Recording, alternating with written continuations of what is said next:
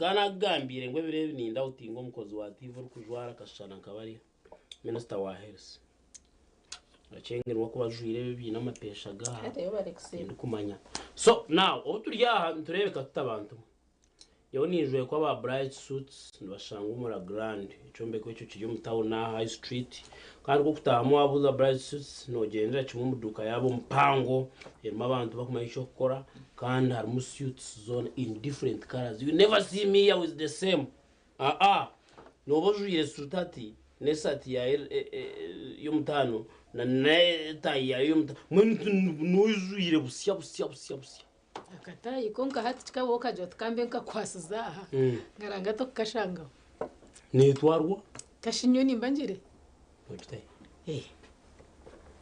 what are you talking about ate naje ho muntecera bono jangta kumpi msemyaka nemyaka senyo wajidio ni kurebera chimwe oinamani minjo mfirdi senyo mochitire lega twaentu achire senyo mogu wewe nwanga Vincent mujurizi na cyari cy'amazina nsenyumo Gideon nakashonshoce no murimo gwanje turi nkayi turi aho murembo rambara ecyatoto mwanyogu ebyo rukura tibindi ni generator tuja kutaye roha ogu ni Moses ni makanika wa generator tujagana nawe hari abantu batekateka bit generator zote zifa bit wakanika generator atasya ata nibi iwaye ni generator muka oshima kwano ukora bintu ki okureba ngo generator yawe tiyafa ntakusibize cyarte niwe Vincent na numurebi wa TV wese asa kuchera akashesha akazo program ya simka katugende wa Moses anje kutuganira umurimo gokanika generator numurumuki mwa Moses tubasa kugana tu live at TV west just bigambo bibiri bishatu otunje kutuganira Moses arecho machariyo na ronda atuganire ejo cyo no rebo mwanyogu tubasa kuchendeza okache akugambo uko tuganira Moses watoto wa kamera amazina ga ugenini umurimo kwa ngugu umurogo wanje amazina nabanyeta Moses Generators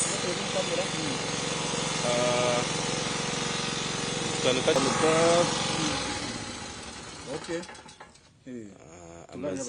amazina nabanyeta Moses Generators and Pump Services okay Bararantu Shanga Garage Street and tukora generators, tukora water pumps, and tukora generator maintenance, and installing pumps, ranches, and we do mechanics, all sorts of mechanics. Then we install water pump for gravity water, or in a ranch, or in a farm, or in a can, or kutama maize from the dam source. Otugamba umurimo gumazire mbwire kikano mirimo yona bwacho waseze mukuzo umurimo uruko njahira umurimo na gumaramo I'm working to 8 years now. I've experience kandi kosa umunongari nyakore nagumara mu myaka 8 ndiyo nizo myaka 8 okay kandi nka kurandi kunde bye mikono okay emikono first of all nkaba ninyenda kufuna ikintu kiri skilled okay you know skill no mayo tekura ne kora wafu okay kandi ego muri mugwitu most of the times things za kusubmitting papura bicu bambinga okay. You need me, you find me, okay. Or you call me, okay then ikindi nkino narebireho okay ayihireme byentunguka tutanchirawo ino warebireho aho okutandika okakutandikota okushomishwa ingana ki then uja wagutandikota nyawe okushoma abangire okay ama school dropout kozika ku senior 6 okay after vacation ya senior 6 sakina abiri imbera no nashangira nakore ibikanda ihireme bintu so I was motivated okay kushanga ngo ibya inabihiro mu rumo gusa I had to join him kanyi no kumjoininga tukazo field hamwe I actually learned from the field okay tukazo field kamushanjejes ya field terho field najemara imyaka 3 ndigene experience hata hano honda hana wanje amuna independent omyaka ejo mushanje yes kuizire watanka wega okegere imyaka 3 watanka naki ekikwato cyo watankire naki it is a toolbox definitely ngatanka na toolbox na ndikurenting hantu himtwari community okay toolbox ndikola by clients bonk then after natanka kuleta spare parts from Kampala and lately ntandikire kushobora Dubai. Okay. Umyaka mshanje. Umwe wa TVS akashonshoro cye no murimo gwanjye twine Moses ogunakana ka generator pumps n'ibindi nkebyo. Yakugira ngo myaka 3 hine byayegere akakoma umusiniya ya mukaga. Wagamba kintu cyo muto. Abaki yonje kushobora nugo muri wa TVS akanja kadi kintu cyo muto. First of all, kintu cyo muto murimo go mutwe what we call skill. Skill ne rugo wafu. Okay. Skill wenda no humura umirimo yawe wanda tokumura. Okay. Skill ningo murimo gwe mikono ningo go mutwe tukugira no bajyangu no komemya myaka yo gukora. Okay. No. Chiriari okay planning iraje ukahumura bari yatano bari yanane 5 ukashita mahamu chiriari ogumiza mu field no gora because kandi kintu skill ko kugituramo. However turi modernization ariyo ne ija ne tamo mu katare technology technology but we cope up with the situation tugena nembera because nkati recently some 10-15 years back ukoshanga generators tukana kama ni wariza standby generators but now we use a PC. Okay. So no generator in a computer, in a laptop, I have it here. On a laptop we are generator urium distance. A new generation e so echinkubasa kugamba abantu bari muri monkogo we need kugenda nembera tukapagrading hariho workshop joining oyegishina nation chikora because turaguma mbintebe byamanaga kare hakarugenda zo kwakisa n'umukono kagirute hati zero. It is a battery generator, it is a automatic generators utumeno ndakora genta automatic gagenda iteke ho gargaho ezeho heya ebibyo notukubikora. Umyaka mshanje watandika wayega wazo murimo watewe inenju ya no panje no eto panje think aguzire think tinyine duka mtown ebirungi tugamba ebirungi kandi byingi tukahoye konka ebice namwe ngo mureba kwenda kuzo murimo go acingi umureba rwanda kuzo murimo ninga iri kwenda kuba yino umuntu wakwenda kutenga n'ishiteka teko. First of all umurimo tugukufa. Okay. Tugukufa like cause tino burukire baho oba bareta sorazi kwingana kingu gene tazarwa. Okay. Jet is a part. It's a long time business. Is infinite business uko tikurugo. Okay. Tukazishanga ukanitsa kuzisiga. Okay. Then ikindi ebirunje mumurimo cause I have achieved a lot. I have achieved some lands in town. I have built a house here, both here. Okay, wajata gamori nyankore. Gamori nyankore. Namuko go munyankore achingi. Cause hatito umukora wano ukora nokora iwe na family. Okay. Ebintu bikono achievinga ni byabiri in a set umbintu byo kujya ngo beginning family nani. So that is land. Umtawo no mutuka tinga kujya ngo twineza acres no. Konka oyine cyo kwasa kwa security.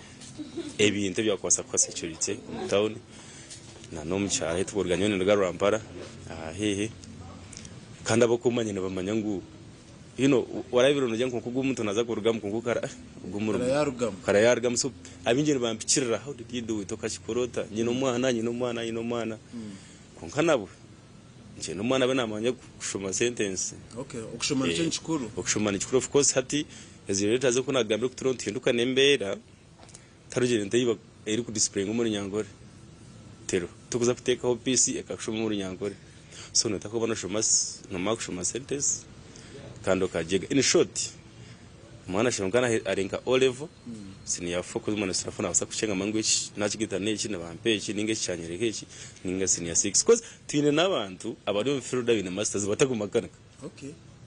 Bine papura batakumakanika na bidding aba muhuru mutakumakanika sina ku improving o 100 cyangwa kusinga. Okay. Mukama wo murumu so skill is something different.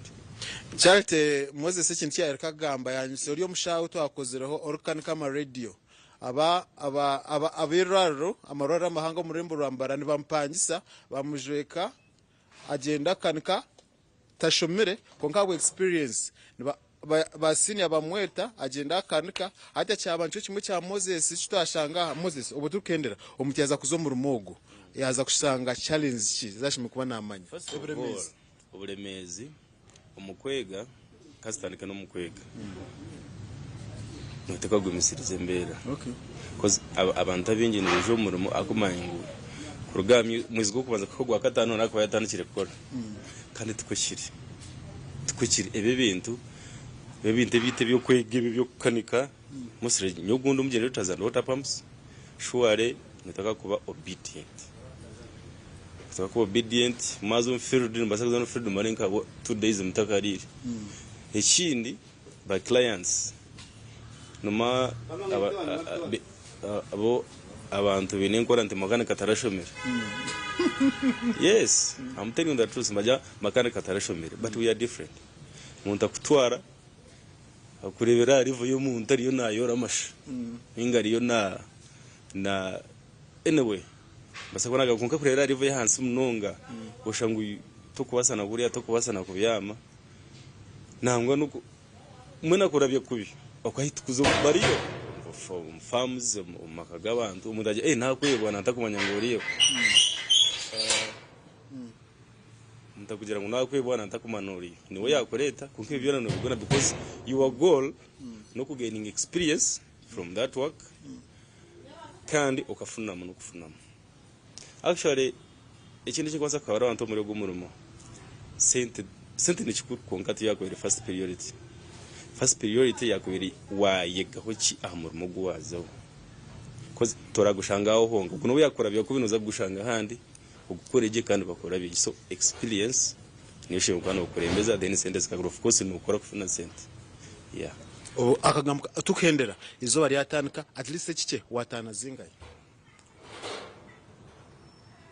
izo bankeri waza kuinuka umutani kuma take home around 700 to 1 m izo barimwe imitwaro nshanja miliyoni m izo bari yangu gisira mu sales ani ngamba kukanika ndibasa bari ngo takanukire kwe miri motero ho no basa gukora wiki yona ugariko mare wiki yona shita that means you have to be more innovative okutama ibindi exactly yes no tekwa kugita to depending iraho nkanjo kurankargaha manio waka yukanika na teka mishi spares kujangu natakanukire ntondeki and it is a must nite kwa kutuna spare byayanga spare niko nandi mu field so when in a short kibuze cyawo nandi mu field nimbasa kutana shinji zinge bana ko wagamba that's automatic on emanda above nanyenda kusibura koka ino muntu ari okwe aine generator do's and don'ts or yoga ine generator and at least umuhwera hako ugwa ine generator nibintu kibashishime kuba nakora a generator yeye okubasa kangara. First of all, proper maintenance, do service in time. Echicha generator abantu bagito automotives machines konkanye ninjitam ya detect tambura konka engine ne korashi ne torora echi umuntu ine generator aine water pump one generator kula one generator mashu ayishomero one generator hotel one generator muka onija in where business service matters kora service on time because ekintu kyona kigeneraza no wakuba umuntu nonda service so you do service in time, change oil in time, change filters in time, change fuel filter air cleaners in time. In case of an emergency, don't tap out.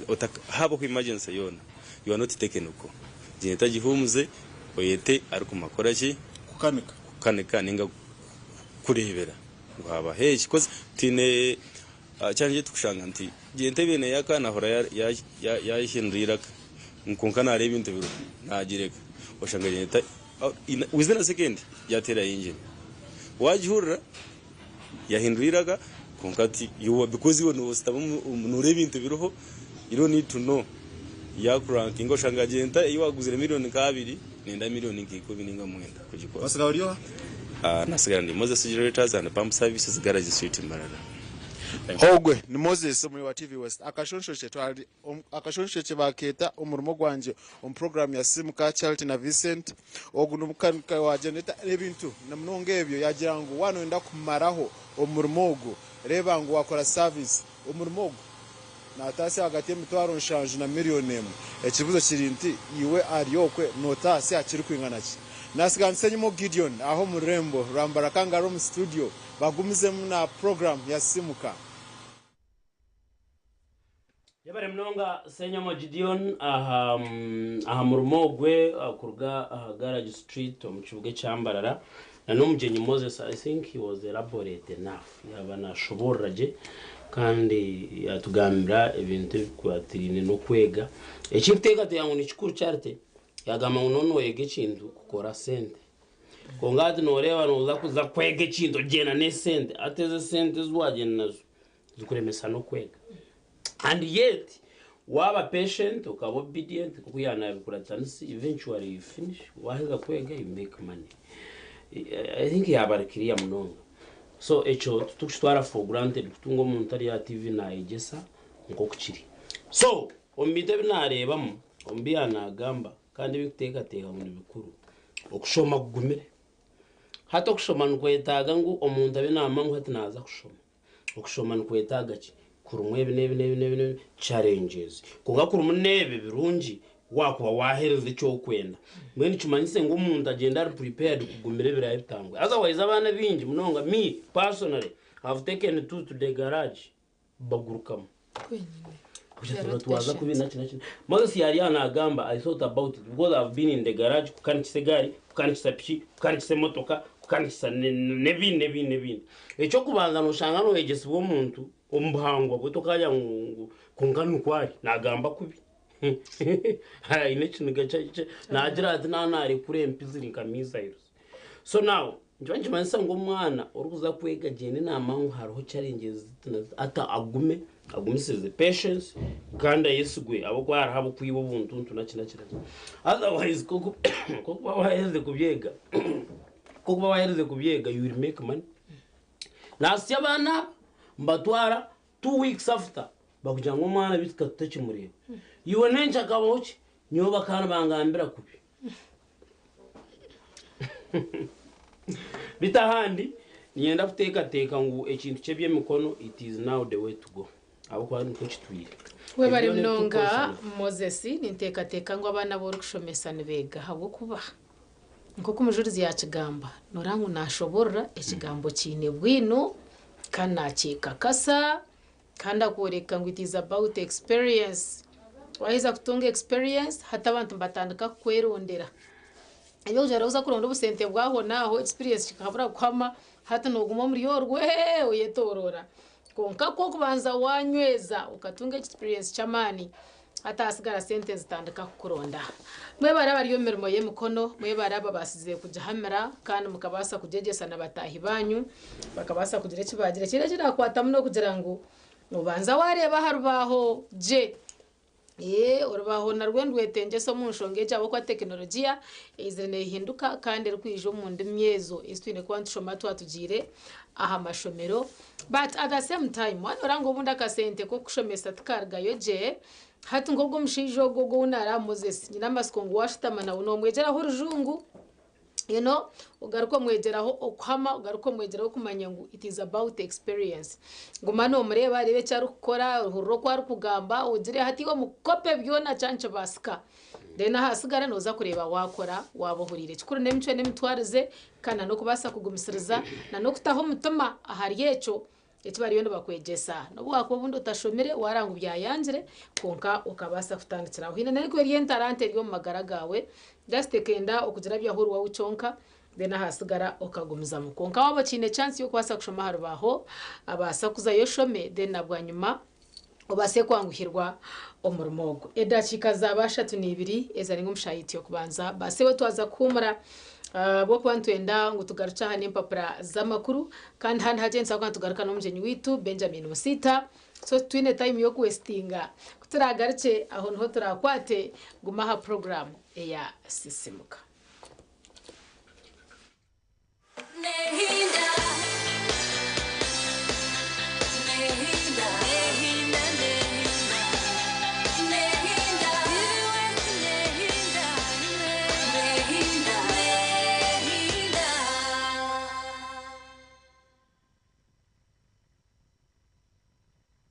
Oyu no mukuru nk'embaga AGM za Sako, graduations, emipira n'enkunga n'izindi noyenda ngu abantu bazilebe live ninga shibutunu aha TV West utaferwa mu gishogu ubwa hati TV West nebasa kwereka omukoro gwawe aha kabeyi akacendezibweho live ninga shibutunu tukirire aha office zitu omuri Boma Mbarara ninga otere simeji eya notina 13 nshanju not TV West nehinda okwayahayanira entebe y'obwa meya bwa Mbarara kuriyo ni kosya TV West yakuretera ikiganiro eki butunu aho turashitamise bona abesimbira bwa meya bwa Mbarara City twegiteho ubwo bari kutumurikira enteka zabo ezibinire ekibuga cyawe utaferwe ikiganiro eki okurira enteka z'abantu bawe rero ukabona okukora okusharamu okwikire ukarona umwebembezi orakuretera entunguka ikiganiro eki nikije kubaho urwo kubanza ebirabe na bishatu byo kwa mukaga 2025 shahina zakiro butunu ahambeho za TV West twegiteho okore okusharamu okwikire ikikwikibwaho aba Flax Digital Production abineza screen impango rwiguga ezokoresa omikoro yona kubayikirira tira note mushanje notemwe ashatu inshanju nemwe not hamwe na Acacia Country Inn abinobuhereza bwa hoteli n'umwanya go kwereramo imikoro okwa mukagoko nitwisha kubana tushakuze kiro echa World Environmental Day ahabo kugira ngo TV West etwire na inageza programs zo kurinda by'ubuhangwa ebiro 30 byo kweza kwa mukaga nitwisha kubana turangirira umusingizi w'impaka z'amashomero agarabega kuzireje omukuhangahanga w'ibyishongoro narishe bitebyo ebikwasira kurinda by'ubuhangwa ishomero rasinje ebirabona byinje bonishiworinzireje reka twatanise omukurinde by'ubuhangwa byitu ahawanyensi yakubanonje bishagiciro aba beach abaruguza no kugura amataka muka Generation Development Group abari kurinde by'ubuhangwa bwensi hamwe na Mizabibu Gardens abino buhereza burunji ubwa hotel hamwe n'umwanya wo gukoreramo imikoro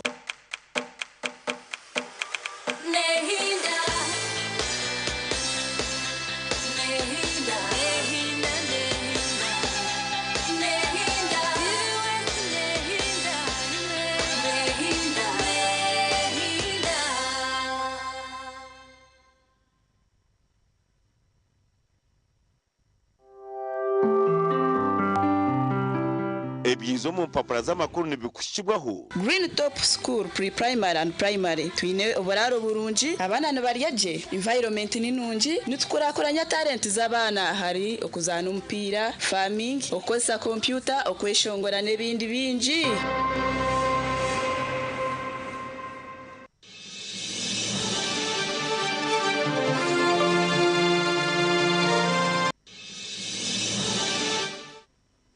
Mwebare mnonga aba Green Top Schools aba binamashomero aga pre-primary hamwe na primary okubasa kushomesa omwana wo bakamunozya akargaya nogire okareba rumwe mushonji ombyaro kukora at that early age nabwecho waba nohura aho riha kuburaburize ninga notekateka kuja kutandikisa omwana wawe ishomero basa okumutwara omba Green Top Schools abarukushangwa omuri Nanziga aho muri Maya wano gendera za Nsanji ya Haruto orwa Masaka Kampala mbwenu nibyebyo byona nko kwabihurira wana bamushomese byo mbitabo bamushomesa obuhinji n'oburisa bamushomesa bihaye entarantaye kwatene nebyo mizanto okuzina okweshongora nebindi tubabyesize norabana babitungire mwa abana ba celebrities kandi bagaruka bakoreka ngo structures z'ishomero ziri kurungi munonga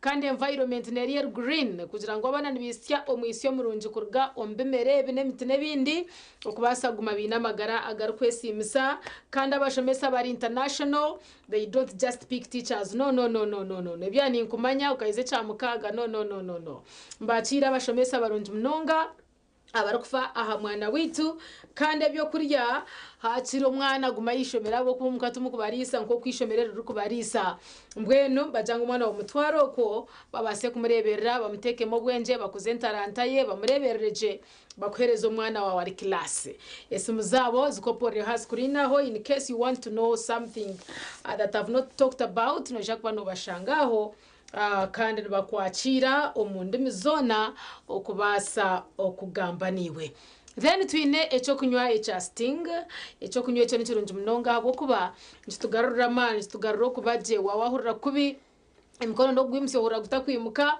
omutwe no ohura guryo ko gwona guzengerire guremerirwe and you like oberi izoba ntakakora kandi obwo yishike mbajangwa kasente tukakurinda muntu kandi na time na yete kutegereza mbwenu mwabo kuza kuzomuri yebyo bya wana wiz abo nje takunywe cyo kunywe cya sting ukagaruka kagira amani ukimuko kaza kukora ukagamba ngo koshimekwa no gamba bakaromshija nyishijo mukazi nyikazi nabwa nyuma ukabasa kora imirimo yawe akacupa nakashinje kumibiri zonka kandi karyo mu maduka gona garyo mu ihanga litiri ya Uganda shuma ho hifa buduka ushaka no kitunga okwiyaho iwo mchara wenda niwe turi kushaba ngo cyo kunyweki obeche sasire mpako zireka baby kitu abo kuba ko twakenzire kateka tekere birukugaho obundi kasigaze okora ngo kashime kwana kakora umumberezi bakaterireho kabana kakora mwenaho noho twayizirana n'empapura zitu z'amakuru kandi obo turi kutandika n'urupapura orwa bukede mujuru zagira wumurako katono tujya mudiro ruvanyuma urupapura rwa bukede mbajante abajiride kuceyo bayisa ba family babaje ko DNA government ya Kuwait tadewo bukadatano mbutano kuburi eyayide abanya-Uganda bari kwingana mukaga ekizimba muri Kuwait kire bahiramu mbwenu Kuwait tireho obukade 5 ahari uburyogwe ahire government erjire yakikorecho kandi mbagira ngo besere aba family okubiyoza DNA okubasa kumanya ngo ogu niwo waba ogu niwo wabariya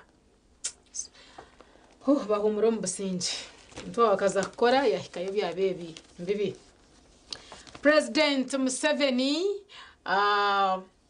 arete teke pya kubusuru eshongeze ninkuru munonga batarafe mukabasa kumanya ibikwatene yo nanga unoza kushangoriye no tongana n'abataka kandi hate byatanditsera nkahi habaho ki ibyo nabiryomo ahandi ninkuretera agana makwa kujango kwekarakasa mu America kongedo kuranda Donald Trump na tama basa kureba ahabwenti bariyo anibekarakasa batyo ahani bajanti kamera zitandiso kwata bajemera ebitara ebyo kwefura atabireba tyoka kamera zitandiye kuba kwata ibimbi biriyo hani imbere baha indesha yo nambaza kweta bakutwara umbuga z'amateka ninga amateka gakwate ushange no shashuro bukade bwa sente kandi obo kurinda ukikabe kiri second zinkitano ninge dakika nkisha tu then ogumza mugenda je broka wetaka bamutemye ko mukono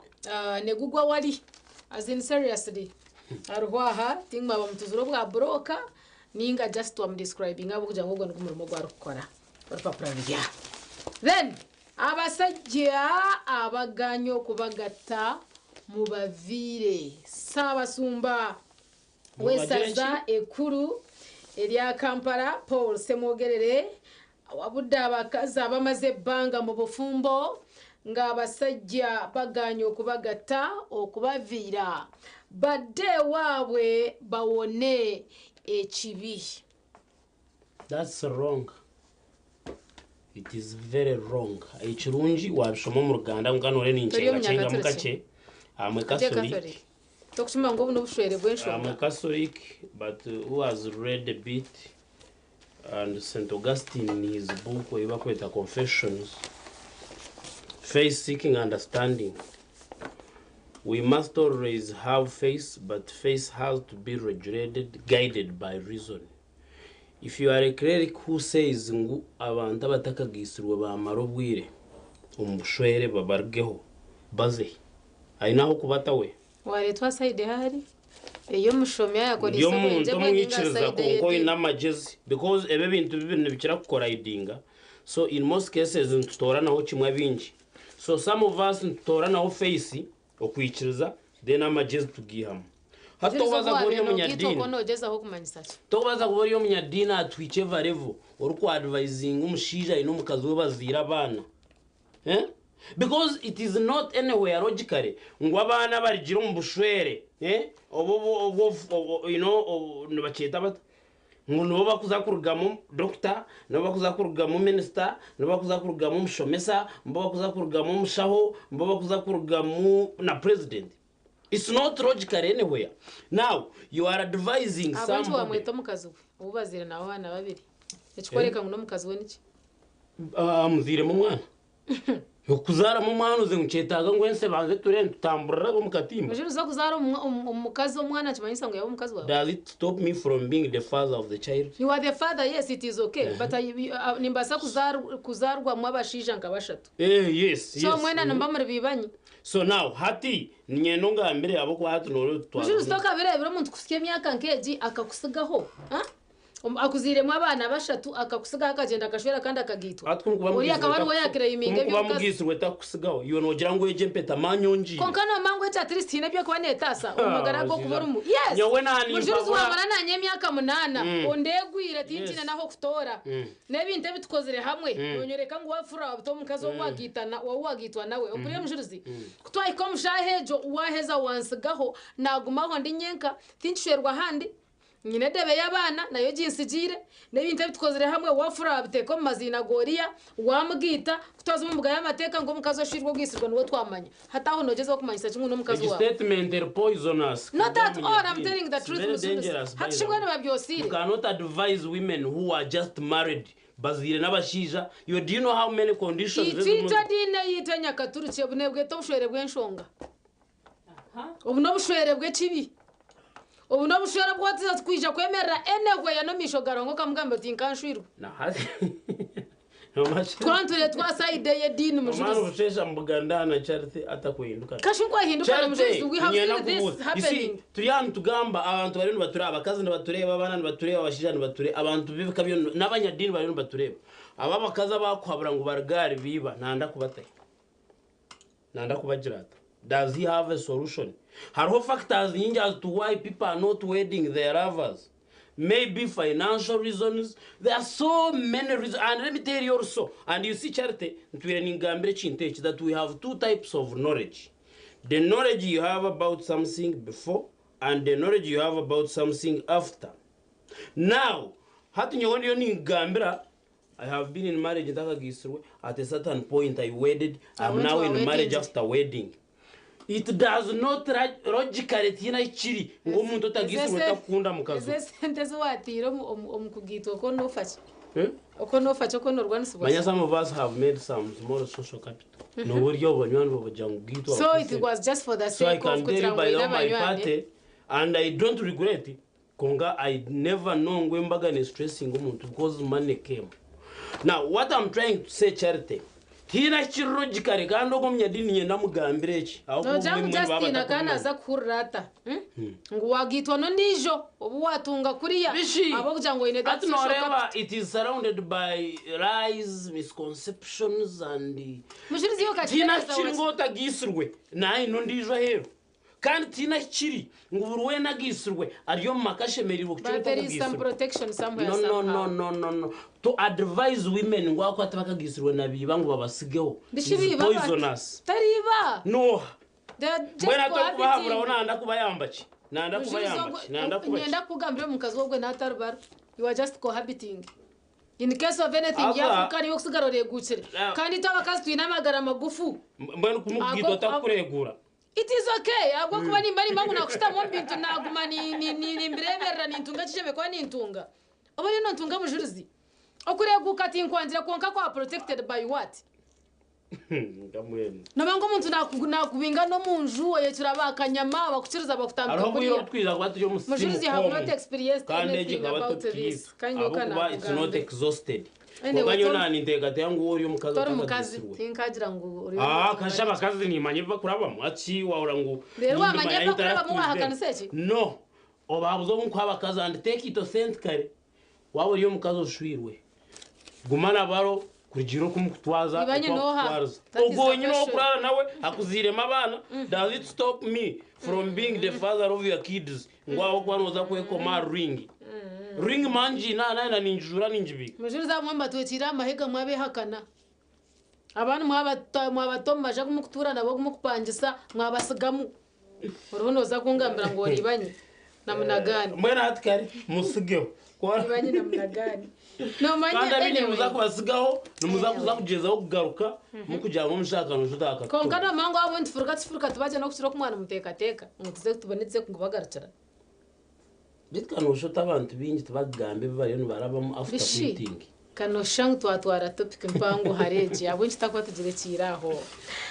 baram barugahara mwenyamivu orwe biragaragara mu masomero atakire twakari amata naza kwirukanga pegiti yasenga ni ndani bagira nti byosubwa bosigara mu ngoye nga munyumya kabozi bajure cha ataza kumbuza ngo atecho nacho nekinanda kushija program you can't remain with crosses twagara abacara barabiko burungi ibyo mbyo mwenda shanga umuntu arije rero kwende bino wayiwe no byenda rero waheza kurya rero yondere abe byabushana muzagwe koma agafa kubiduka ubuzima buyizo kuba mu kutegura iyo motoka nyana agitega harimo buzubu station mayanja yebaziza katonda okutumukorera anti abadene concert yabade nunji nyo yatukubye nyo kampendere mbajyangu Uganda Cranes ebintu bina ebicaremyo mutendesi wayo okunogere dagara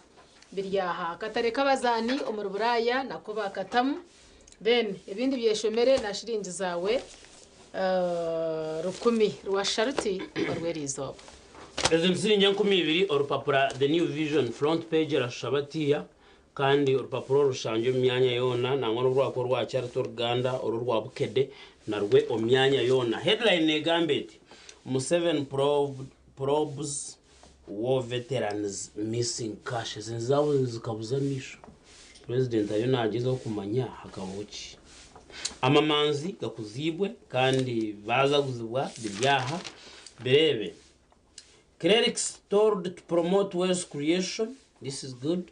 30% school children suffer mental problems report by the charity briefly wagamba biragaragara bya byomwe bantumwe embaze bireminja abantu bakomitinga suicide na munonge myeto ahabwe ibintu bibakoresa n'ibindi bibakozesa. Be careful.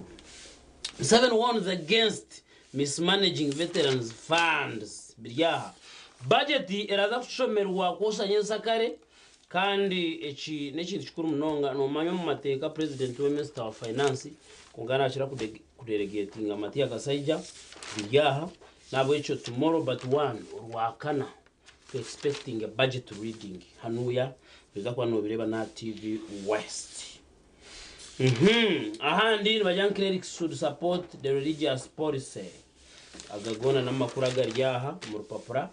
Government inaugurates TVET Council amakuraga the new vision negamba bingi power play bujagara tax waivers sparks debate. Okay, KCB rolls out oil and gas financial products. Rupaprakari rumama kuminyi mnonga gar diverse. My husband refuses to lose weight. Talk to him personally or with a counselor. Ati weight yomushije kunafa chinayo biryaha najya mushanje kushara weight rero baje ngutana umugambire ningo gambiro muhumuruza biryaha yo nondo ndatinguza kugamba acharite gicu wagamba furuka ati weight yanje ne kwisachi numufachi nitwe banzo hezo rupapura. No clear timelines on $292 million umeme arbitration case. Amakuraga garia security holds rebel recruitment in refugee camps. Museveni hired for compensation of house damaged by helicopter. Yes, arwe enyonye kashishenju kandi president abashumbuze azabachi musimire. Of course it's a very good act in itself. President bamusimire ngweni nko biri. Trump travel ban citizens from 12 nations rocked out. Vitor wa Elon Musk na Trump revere. Tungor papro abwasiri nje kumibi. Elon Musk obena korana Trump muyiba kweta Doge campaign hat tubakurebana babgambire byawayo Elon Musk Trump amuzatogaruka wanyu mu Africa oriya zati nibiza kuya mu Westje Trump azatinchigaruka kusigninga contracts za government zebene to business zawe Elon Musk azati niza kuhanura ebijungirizi byanje Ningoreka yo kamwe ko mugashoka Tortaro rwabashatse kumahirura hendera mukama witariyo muhwezi wabo ahabo kuba ahatari emwene biturenzya emikono ahadakika 5 ezera ngumushayiti yo kubanza icyo twaza kumuraho deno garukansa kwa tino mjenyi witu umwami Benjamin Musita oguno mukugu omuhangu mbikwatenana ebyentasi yaneshoza okupaka sana nokushunda no kushashorera ebintu mbwenu ntwena ngwagire bimwe byatuguraho turebe ehitwa kubasa kubantu bigariza nyowe tindagaruca mbendezi izo barungi cyakwasigira mujuruzi na Benjamin then mugonjore nshongezo babiteho mutuma bukwate abo kwasitari yecho abasaguma no tureba konka ensegumene kusiga kushoma twayishomero konka koreka na naha no shomeraho na nahandi kandi tari hizobere tari ryo kushoma nutwega buri izoba mwenti nkwendo rujeho program ne ya sisimuka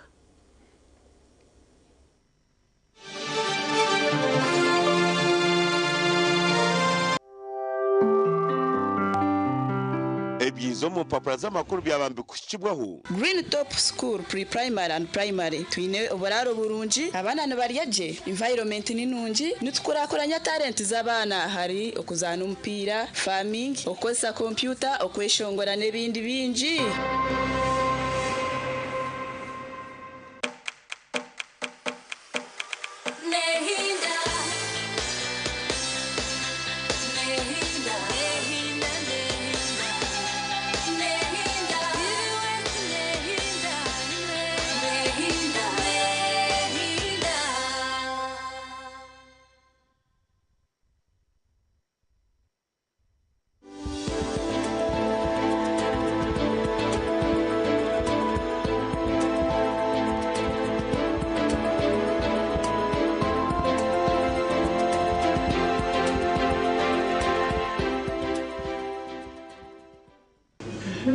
Cloth ezikubaza ryo munda nizikira kuzimbiza amaguru gombi yego yes abo kugira ngo hati kire kisa kinagambe cango cha vena cover cyo ni cyakiyeshaga mu kurwumbuguru kwa buryo no kwa musho kigitwara kimwe mu kitigu kigira bya umutima so kucikwigara hateshaga mbere ku gase direta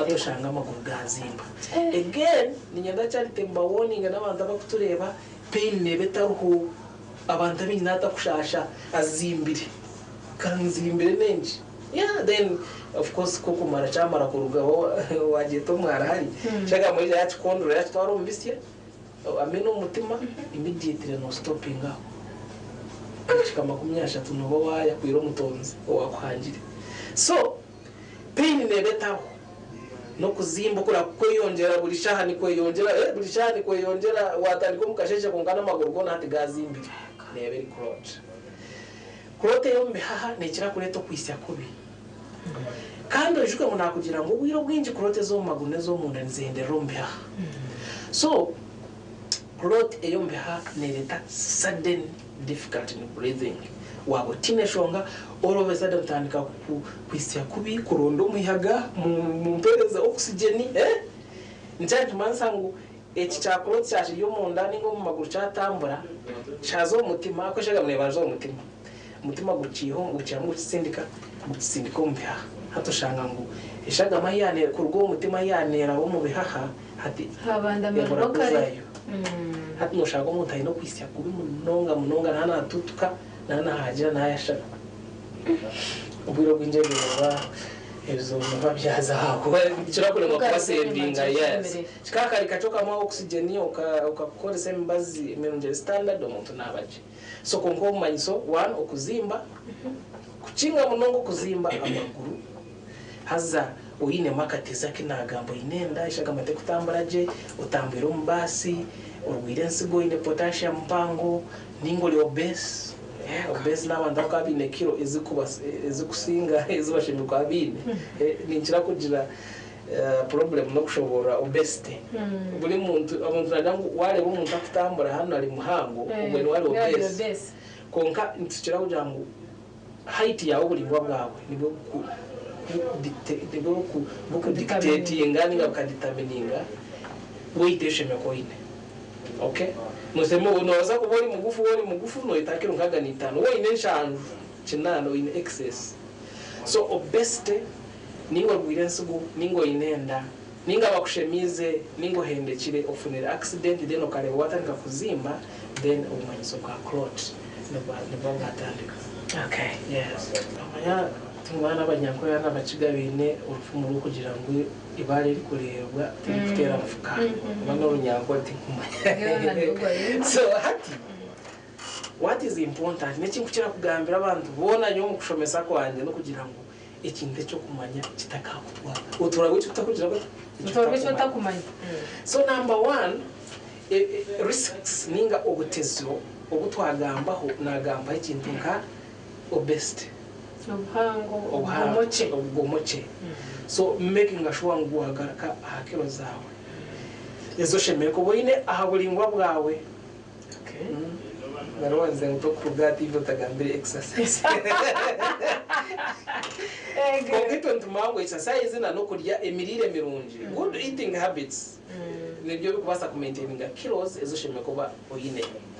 Then hati ya by the way ati tujye umurembo musi atarombazi by the kushara weight. Yes, yego nabagweta Ozempic. So hati ya of course no members mitaisha newe sera kabisa kumani mangu maybe in the next 5 years abantu bakandi bakubasa so ushanga uri kwenda yanga tukachikire nekwesa ati. Yes, so but we don't think about medicine once shall wait. Number 2 nagamba kintu cha kusitamo bwire bulingwa. Can you wake up imuka nobukolera mu mugwa office enchiko zimotuze office nchago just kweta no standing meetings. We stand there and discuss ochiko turumari. You stand up, you walk around kutukwa tujye mu bus bayi kalukundira rugamu bayi mera rugamu ni utambule mukache sho garuke watakwenda kushesha no ushobora kushesha watakwenda kushesha you come out utambulemu onanura amaguru kwenda ngo shagame ya hata mifejireta erugeyo. Then obimnagambiye kushanga umuntu ayine kidney problems or in kidney problems or in pressure kubasa kutaze misi then tubaherezwe mu mazi ora abantu bari cardiac aspirin cardiac aspirin. So jamu tayine pressure ninga ne shukari ayine cholesterol arya treatment tumutera mu cardiac aspirin njye kucendeza bire birungo binagambaho oinakatezyo nka pressure akakubasa kutaze misi omunda emisi omunda konka tujya konka no gura hutare reka tube tutine birungo bikusinge bitukwenda so mu cardiac aspirin so bakushanga nomera cardiac aspirin everyday nago batabini bachakurira ko namona guno gwa pressure tigukuchendeza pressure aspirin tekuchendeza pressure kuleka ne yamba kugira ngo hagira hutara utakagira kulote so in other words ishindi kuziza kugamba no kugira ngo kora ruga kora exercise oka maintaining weight okutambura kwenda mutwasta mabwire bulingwa kora abo inakatezo akakufuna clot kidney problems pressure diabetes then ofune medication ya every day.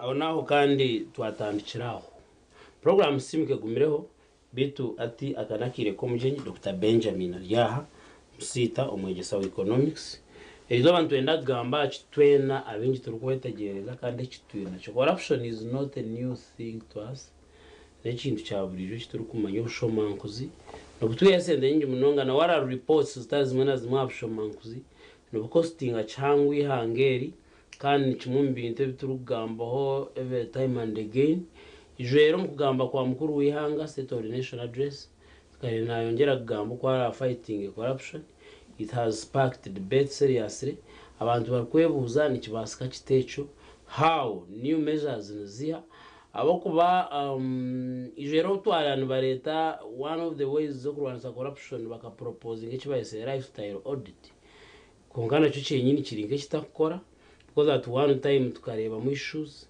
hatwo kuba sereteninga ne investing aheru kandi nabwo cyine I mean so irizo twenda kureba oku obushomankuzo corruption biri kutegana sentence ya ihanga kandi turarebera na debate by some academicians here in this country of ours bari kugamba corruption to a certain extent ne propelling a development that debate was also there bakoreka ngo ine birungi byayo ukashoma uriyo mcyaro ko siranire hatuiza wampe kituganyo na kumuru watandika wako waebereka yawe wagira ki wahemshoro somehow corruption in kiche kushanke mwene biti kongat specifically twenda turebe how does it affect ikitu akwete ntasya yihanga ebare munonga mujurize kandi nkusima ogumano mpaka gisha na management ya TV West kushanga ngo noncherezamo ngo njire bugambo ebeneje bugambo ho n'abanyayuganda yori ya TV nkwebaza munonga kandi nkusima ho munonga kushanga ngo ameje toge ya TV West noza ho turukiza kandi ogire buwayegama nangwe ji program ukajongera mamani wazire ngume mkwate nesumo uhurente kateka yugo munyayuganda wanze webintu nabirebata aze bintu tuberebera mu ango zitakushana abwa exposure yitu kandi no kutwijire ntwetegereza Uganda koro kugamba effects za corruption ikigambo effect yuwashomero ho munongaho akana masters level no mangu nchibatira two sides effect nebe ni negative na positive effects so ko kuchirebera in the positive side oreba ngu ajabe mbagamba corruption obwene ije propelling development to some extent it is good na some extent namazima haro abako umukushoma kwitu okegachi ntecho kweta the 80-20 rule oboka churao the 80-20 rule 80-20 rule mbakunejirangu ngo obuchweka kinana harigana bw'abantu nibabaso butagira bwenje bukutana hono bw'abandi munonga mwene mbagira hobwe umukwetegereza kwita umunsi no kutana hari umuntu okushanga ngo mfamero kagira tugu umuntu we nari unique na wakwata sente wamkwasa milioni 50 umwanya go kukwata ngo muguze nke kibanja cyo wanyu esente muzikwate muzibaganize equally umbana let's say mu rubashatu mukwate eze sente muziherezo gw'umwe ariko bacira akuryetingire mirimo yaba then managing organization that not all people who are born in a family are managers nco muzere cyari kuzarra abana akabarebamo akagira ati reka nkwate umwana wa kabiri ningo wa muheru mukora umusika banonye tegereza kugira ngo tubana bona ranga kabahe biconjo byo kushana hari umuntu okushanga n'umurunjo mu kumanaginga sente hari umuntu okushanga ngo n'umurunjo kureta butekomuka uriya no bwaba ine sente konka nagambera kuba abandi abatatanze undi ushanga nguwe namanya kugarra n'abantu so the 28 rule bekugira ngo trust money with the few barebere barabinji ningashe bakora hama ati woyine nk'abantu abayina makuru nko mu muremba rumu kareba nk'aba muzeyi kacuma ukareba akarabantu abayina makuru no besiga munonga kubaha sente kombeka factories nyingi zikemployinga abantu kandi nana ababayine ntamatematega bakagareta factories nzo zenyine so the 28 rune jangu deka twikirize sente zomunga now ababa kuba bibere sente baba ari mu the 20 baba ari mu ryabo 20 abayino bwenje then hangana rukurakura nchondo kwijo mu nkatani ndaho. So now according to you economists, yes, before you continue, those 20 abo 20 bino mugasho kukira bayakinana no kugira ngo bino mugasho kushinga bayakinana kanci kureterende tuyinoho mujurizi aine factory bageta mujurizi milk factory nekora amategesano nekora ki Benjamin na recent Benjamin ino mugasho because umujuri zitarakore bibiri tarayombeke factor akajireberera je kandi akarisa nente kurunje so na Benjamin ari kuri sente at a small scale nabasa kureta amataka guze mujurizi konka mujurizi was born an industrialist akazarwa nko umuntu ari kumanya kombeka factories kandi amanya how they are managed. So the 28 rune jangu mujurizi merekere nteze bo murekira because mujurizi nakwetagita kakuma expandinga then wategansa abanyachara konka nejangu Benjamin inente deka we ari sente zenko kwari nibenje barinka Benjamin abakuri sente abakwa bari 70 benji konka mujuru zogu namanya kombeka factory na wamha subsidies ningashi okakwata umusho ya government under Uganda ibakweta development bank erho ibakwohora musente you entrust him with 5 billion na basa kongeraho factories as to regions because he's an industrialist. I will refer you to the Bible. Kanku twarum Bible. Mbakugira ngo Solomon arahanga ki yamurebere ngo touch basaje. Yamugera ati nja kuyo butegeke bwo bukozi urugera amahando gunakwesere ngo tamburire. Mbakugira ngo Solomon akaronda Jeroboam mu Bible mbamanya wuzana industrialist. Ahabwaci bagenda baronda abantu abebino bwenje industries ningashi abantu abebine obukugo mukombe kamakoro abantu abakombe kaje makoro beina kakwate na leadership mind ningashi beine mu butegeco mu rugo. So corruption on some extent nebasa kuba nunji esente z'abaryono baziba if they are industrialists.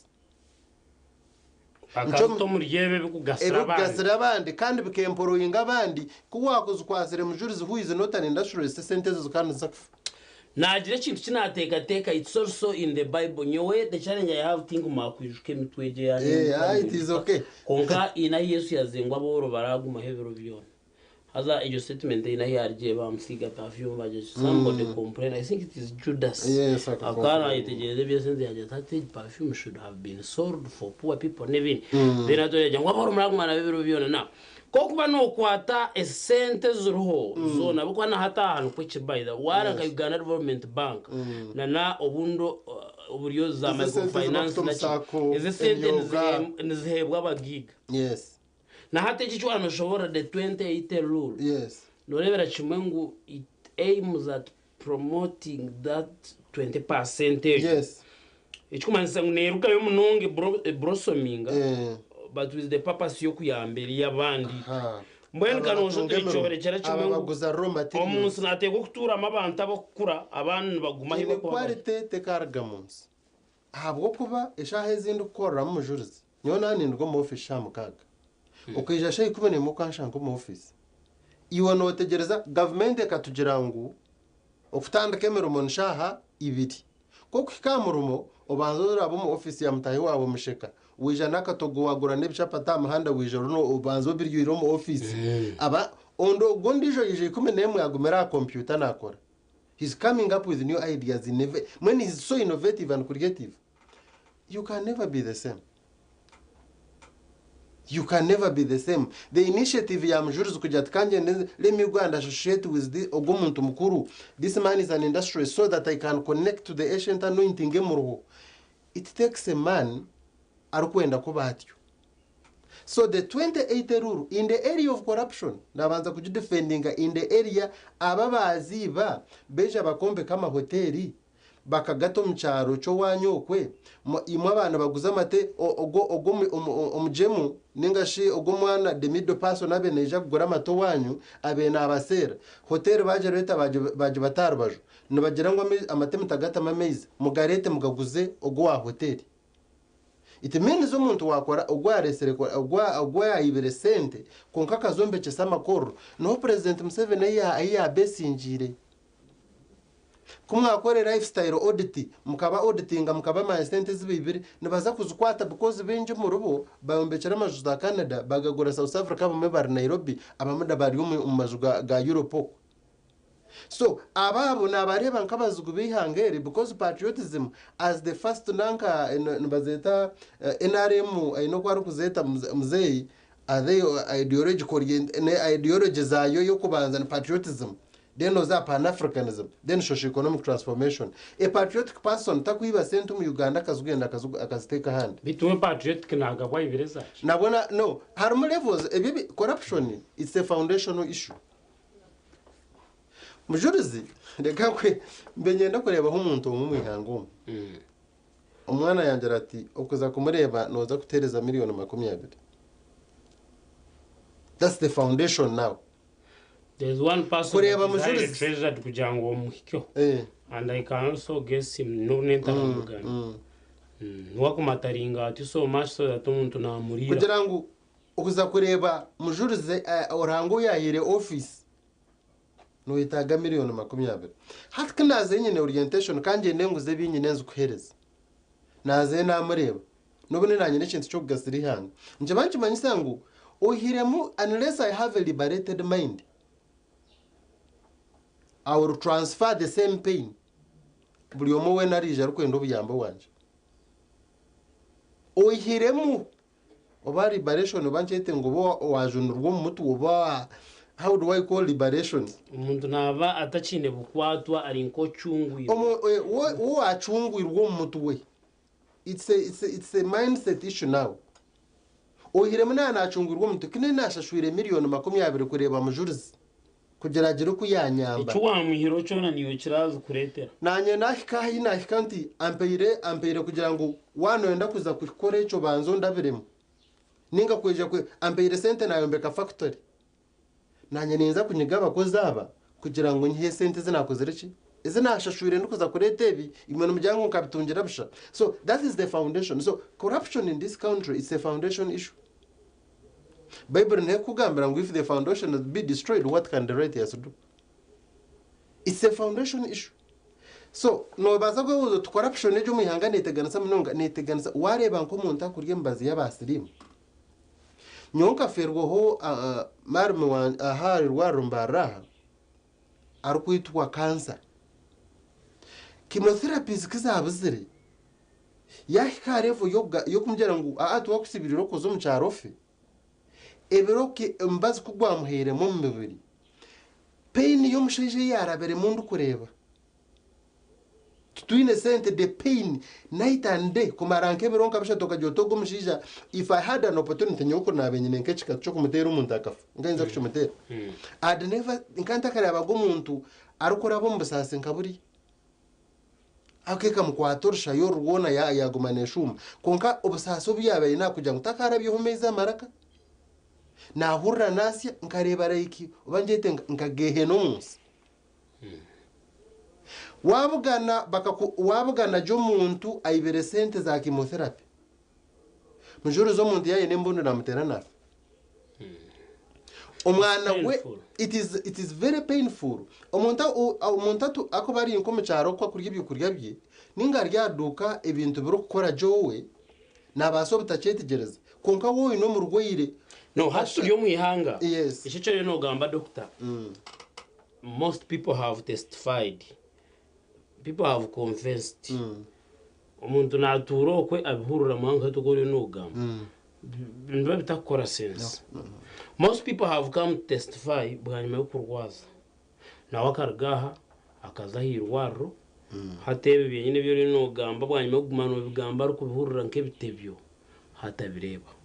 Nasi abantu nkamukaga mushanje nyowe kenyine umuntu ajatebe ibintu kandi urante babigamba tinta kubyetegereza ati numanyisa buri kimwe cyo naba kugira ngo zakukigura to guruguru mbazo esente zirgoze ko ati bakibaye bakutuma tatoshanga bakutuma utine cyo gukora utine mbazi utine sente mu rwino agwenda atatushobirwe tuhibuza what kind of abantu binjira baketegereza cyababo nyoni intekateka mujurizi ngo amarwaro ntuwetegereza government has got a lot of priorities.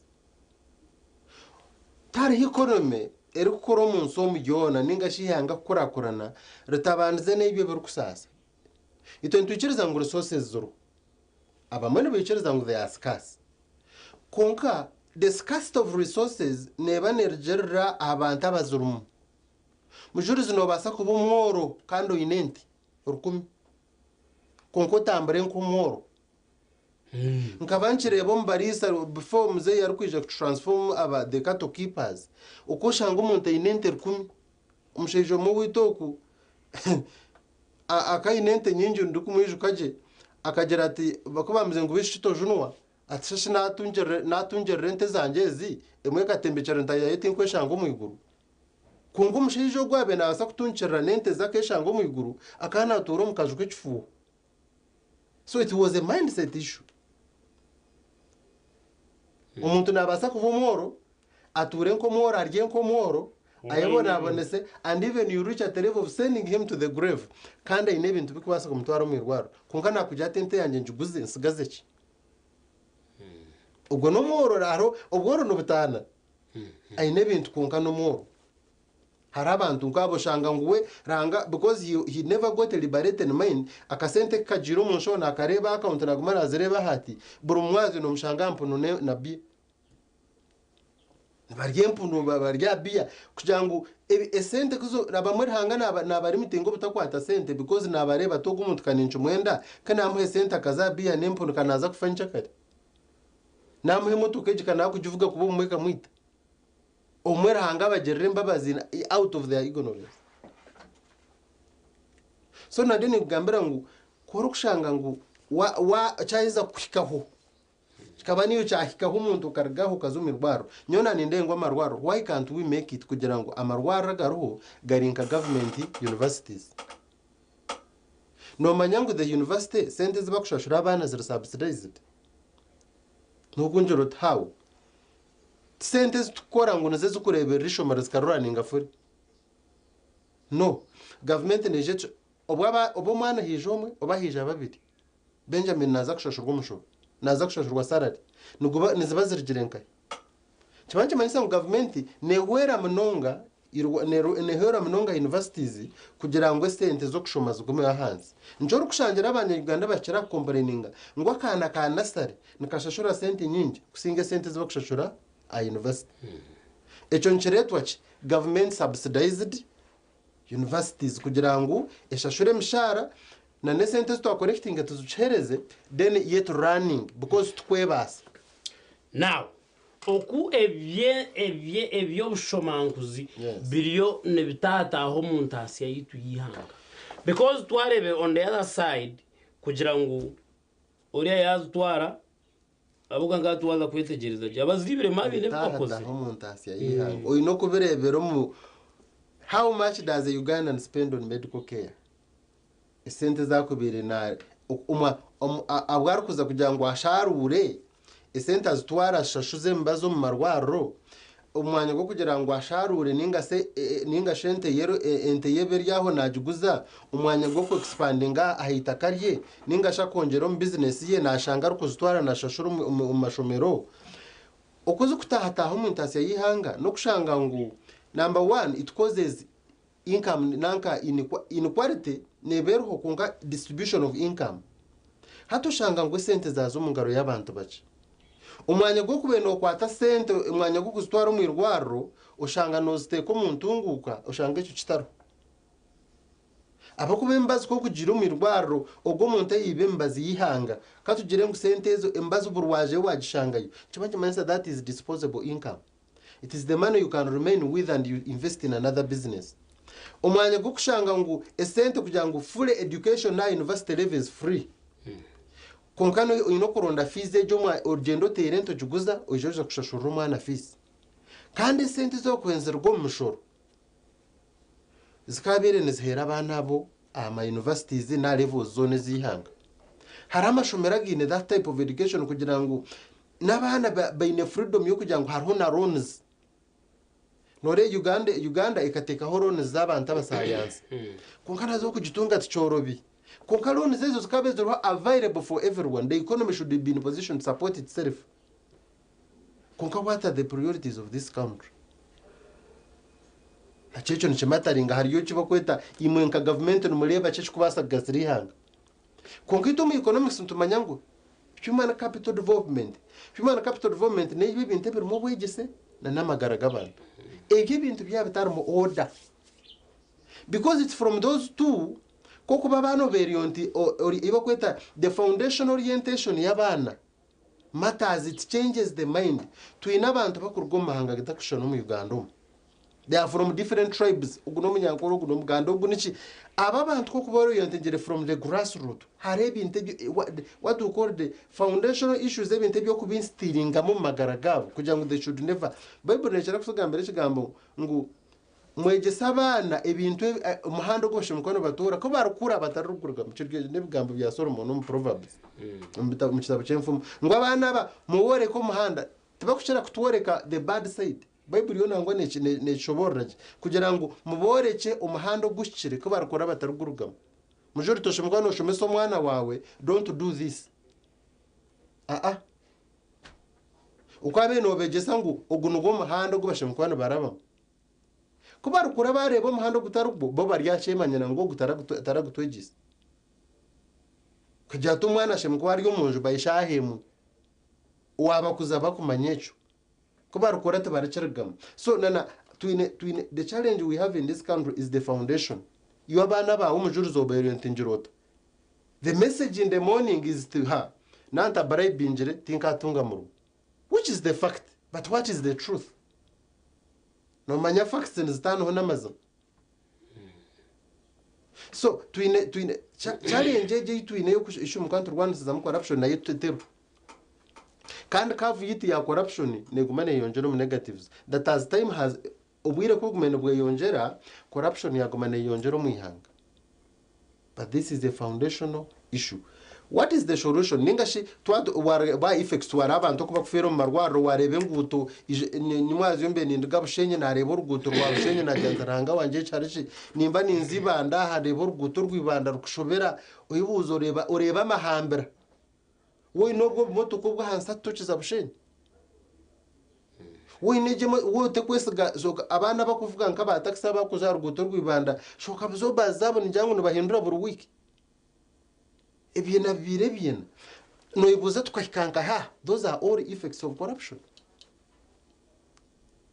There is someone who did not do the right job at the right time, either tarakoze the right planning ninga sente kuba sinchi tizirakoze izashimikwane zukona kuba planning the sente bakazibaha o ahatachira abo mushoro gukumara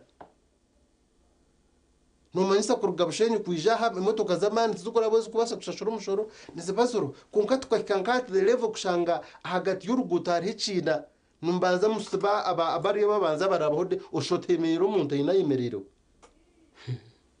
kunga bari yo baronda kuraba side mo y'uruguto. Ebyona those are effects of corruption. Now in most cases of course ni mu twirumbi interview shomesa muri conferences muri kayin begamba ho everywhere umuntu wena shomere takugamba kusha they normally recommend ate iki kitina bwanyuma yo kuba kiti what would be the recommendations abo kuba hatu researchero aramahanga either gina reduced corruption ningo muri bakujangu corruption is minimal ninga na ekeriyo at one time they managed it. Ijo President Museveni mu kugamba kwe State of the Nation address akongera ya kigambaho and then it became a very serious debate. Abantu bakaba bari it sparked the debate seriously. Abantu bajangu this is the new normal. This is abantu bajangu I mean it is the repetition of the same. And abukuba hati noreba people are trying to see nikakoryo cyakasi yakakuza kwisha. We proposed lifestyle audit and then twachireba nk'ikikuza kutinisiriza abantu esente bakazitwara hera turi ya level yo kugira ngo hati nibankwata oyijuko omukago gwitu oyijuko buzare bwitu ninga bankwato shange kintu nkirumuniwe kandi at the same time niyo sheme kunkoraho. So like it's a cobweb. Now who can save us? Emiringo erukumanywa era yambireho omukuchendeza corruption aho erabire hona niyo ya that at this level omuntu asitamukuru natureba later we shall pick phone calls zabantu kwata amasimu abantu batureba umishwaho kongana emiringo ki ito akubaza kutandika ku employing that we have corruption reduced. the first the most important thing no kushomesa abantu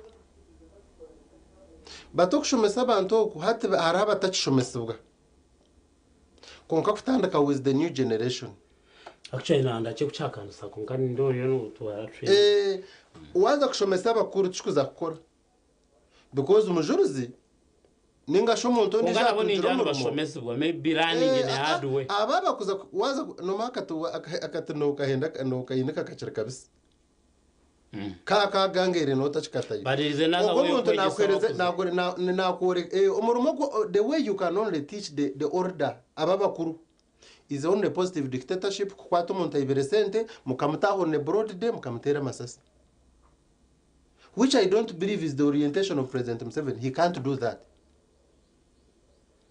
Mzee himself no bahango bwi no gukora kwe nicumugomera munonga kwato umuntu ibiri akamutahara akamutera masasi ngo abandi bamurebero icyo takuza kucibasa nibikorwa za China za Malaysia na because we nakugira atabanya Uganda n'abantu bagumira kuridingwa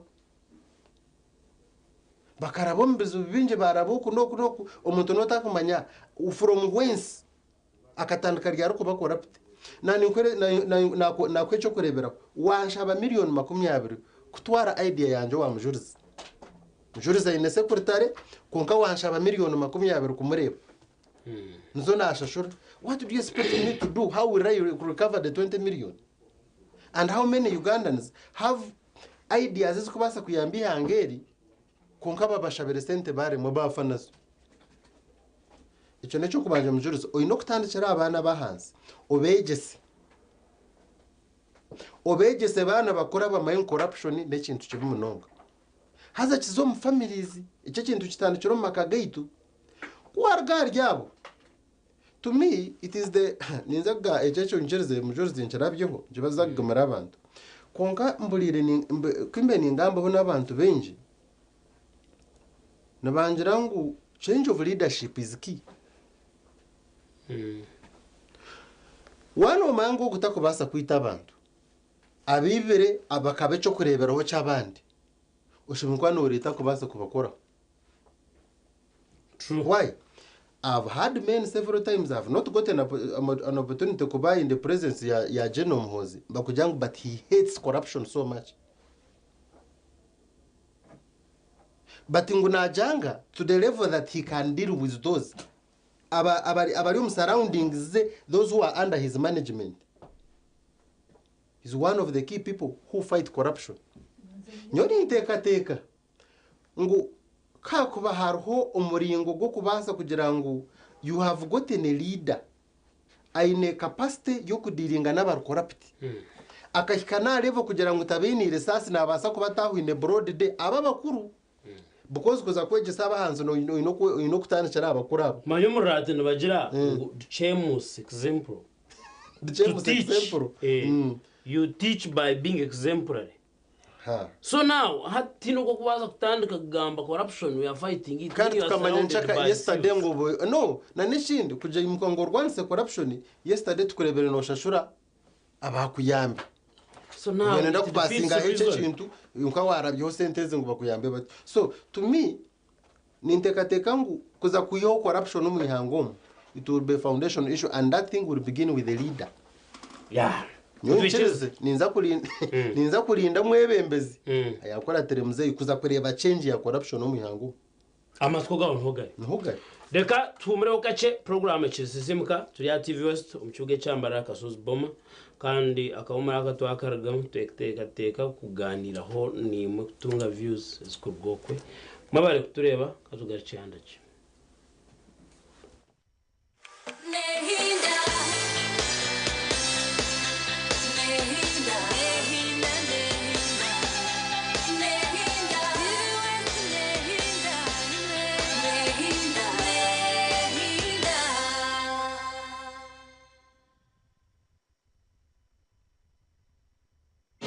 The search for Miss Uganda is back on Star Times Makula Chika.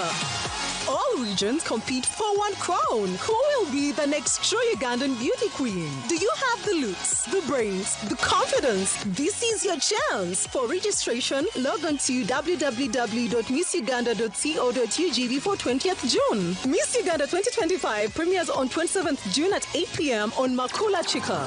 Stay connected on Star Times to watch the journey to the crown. Miss Uganda, true Ugandan beauty. This search is sponsored by Vian Esheri, Sino Mbale Industrial Park, U-Home, Xiaomi, and Tico Safari Lodge, and lead sponsor Tianao Furniture Manufacturing. Awundi kugambira nguto zonani zorechero kwa Kampala. Awuga Medrotex Americana live in Kampala. Kazara boy.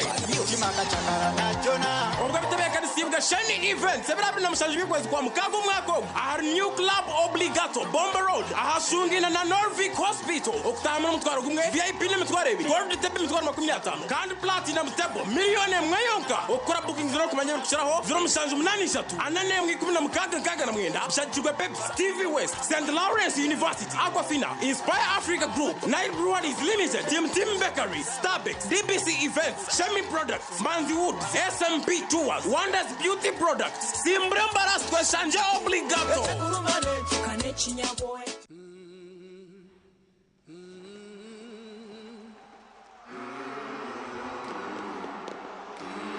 Crowd goes absolutely emphatic.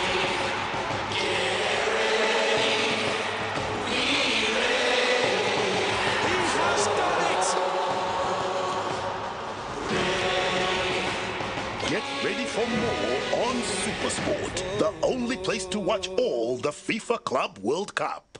Are you a woman with a small-scale business with a dream of growing it to another level? The GROW Project is here to support you in realizing your dream. The GROW Project is a government initiative implemented by the Ministry of Gender, Labour and Social Development and Private Sector Foundation Uganda with support from the World Bank. We support women-owned businesses across the country to gain hands-on and business management skills through training within your location, business financing through grants and affordable loans, and infrastructure in your areas of operation to enable you to increase your productivity. If you have a business that makes sales of up to 800,000 Uganda shillings per month, the GROW Project has the tools and resources to help you succeed. For more information, contact your district or city GROW focal person or call our toll-free line on 0800 307 777 to learn more about how you can benefit from the GROW Project services. The GROW Project, empowering women economically, transforming communities. okwayahayanira entebe y'obwa meya bwambarara kuriyo ni kosya TV West yakuretera ikiganiro eki butunu aho turashutamise bona abesimbira bwa meya bwambarara city twegiteho ubwo bari kutumurikira enteekateeka zabo ezibinire ekibuga cyawe otaferwe ikiganiro eki okurira enteekateeka z'abantu bawe rero ukabona okukora okusharamu okwihikire ukarona omwebembezi orakuretera entunguka ekiganiro eki nikije kubaho urwo kubanza ebirabe na bishatu byo mukaga 2025 shahina zekiro butunu ahambeho za TV West twegiteho okore okusharamu okwikire ikikwikibwaho aba Flax Digital Production abineza screen impango rwiguga ezokoresa omikoro yona kubayikirira tera note mushanje notemwe ashatu nishatu inshanjo nemwe not hamwe na Acacia Country Inn abinobuhereza bwa hoteli n'umwanya go gukoreramo imikoro.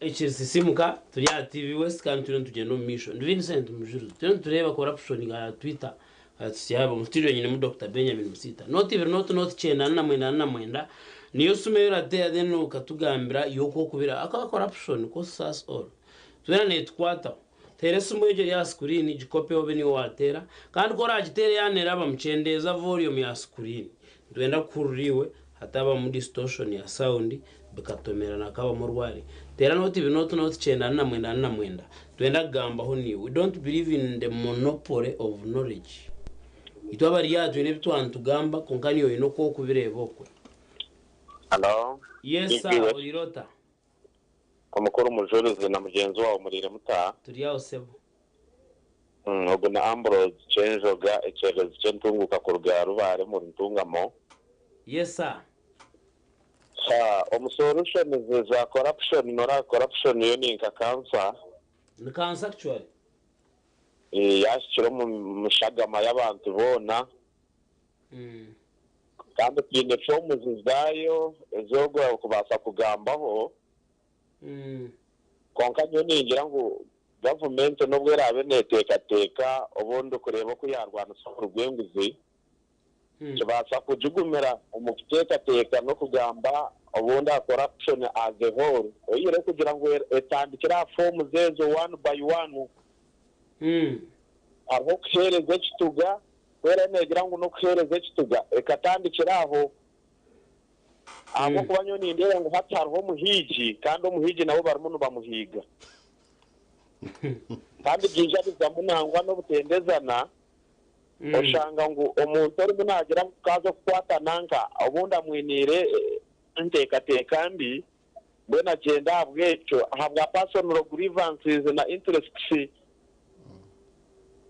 mwene cyo nacyo nisho ko addressinga kugira ngo tukirebe tutwaze tutamwene kindi resources zezo turi kugambaho za government n'ingane z'abantu bundi ati turetere okumanya ngo government kwera nehereza abantu abakozi emermo cyashangwa ngo umuntu yaba nakora ubundi burubwenguzi government mushareho agenda zo kwekozesa azo gukora ebyiri kandi government cyo yine kurangiye kindi esheme kufunzo bwire ubw'abantu eri kubahereza emermo Eba kugira ngo umuntu yakumura ngo nabanza mare myaka nkaga ato washanga umuntu namara ubwo bwira rukushishe byarukushisha aha bwenshi government etakufunza ona yabisisira kabisisira mubwire buke rero bundi kikayamba ubundi umuntu wazamo mu bigere bye yashanga atine kikozurwe akagira iki yarufumiraho hatabaho ubundi solution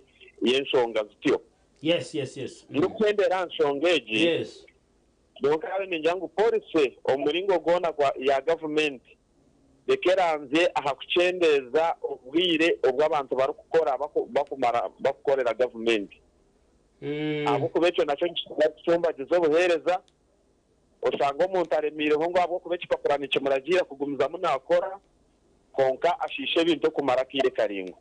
Thank you so much for God and my country. Thank you so much Cherez Ambrose okugantungamo. Chentunguka. Yes. Ejo niyo yabiri ntekateka ye webare. Esumu niyo ejo ya TV. Hello. Olirota sebo. Ndiaho sebo, Olirota. Ndiaho shani amazina nayo watera n'entekateka. Amazina mutaho byaji naterera muri Zana. Yabare mnonga kutera Kampala umuzana. Kokanza kugamba Uganda. It's fine, we understand it. Okay, akati bisaburibizi nkwebazo la program eyo. Ne doctor yo mwebaza kwa bwo abera obingi bye muyigiteko.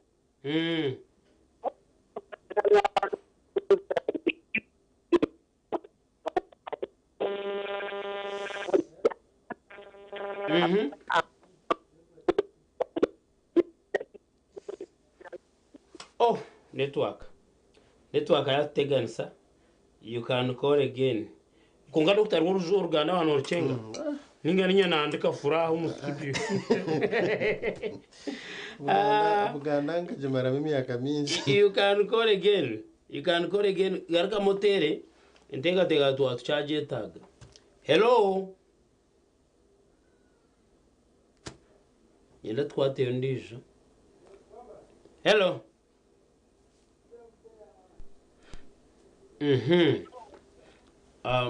Hello, Doctor.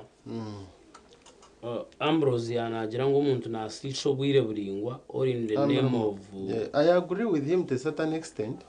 Aho kugira ngo washanga ngo birebena na noreni ibinte mu president Museveni akatiyamba muno kambara university kiyatureta abacuba. The Chuban doctors bakija ba traininga abashomesa baitu. Ba training aba doctors baitu naho bwire bwabucire bagira ngo now you have the capacity. Bakwata umuhanda ngo bagenda konka ate bagendire noshanga ba professor. Yes. Hello. Sebo rireje. Rireje shanimwe. Amazina nayo waterera tesa turebe. Amazina ni bangata orisha wa Godfrey. Cyangwa cyo okugaturu Kampala. Yabare Godfrey tesa turebe. Kale noni ingira. Obulwenguze n'obulino kutabikira okubanza kutabikira amukulembeze wa Iguru awa president.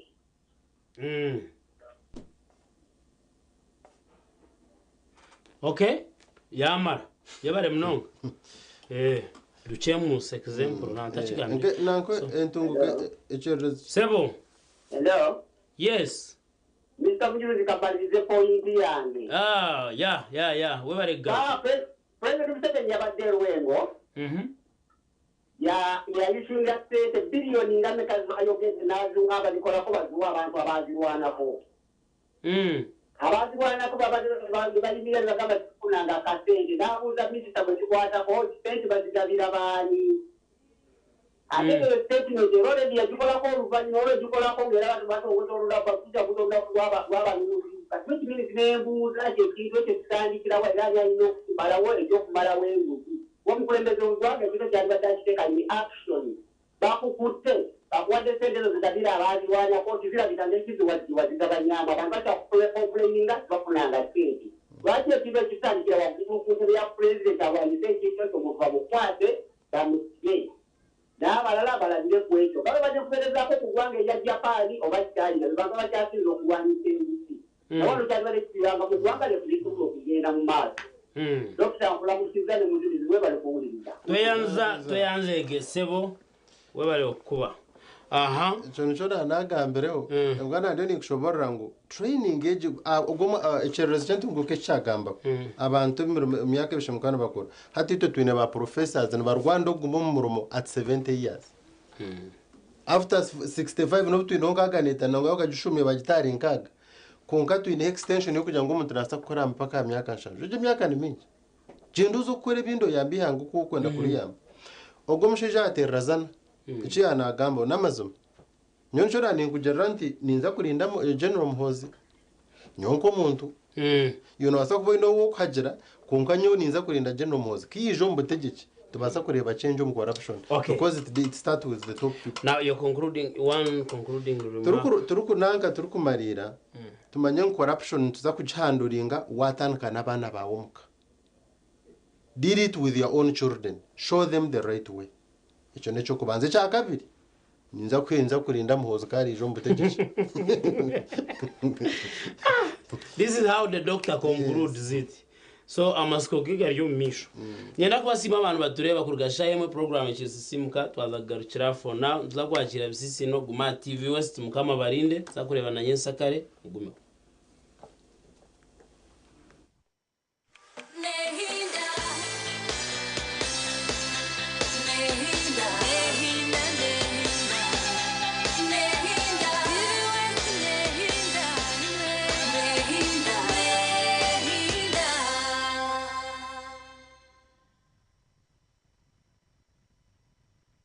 Oyu n'umukuru nk'imbaga AGM za Sako, graduations, emipira n'enkunga n'izindi noyenda ngu abantu bazilebe live ningasho butunu aha TV West utaferwa mu gishogu obwa hati TV West nebasa kwereka omukoro gwawe aha kabeyi akacendezibweho live ningasho butunu tukirire aha office zitu omuri Boma Mbarara ninga oteresi meji eya notina 14 3 nshanju not TV West nehinda ombere kwije juba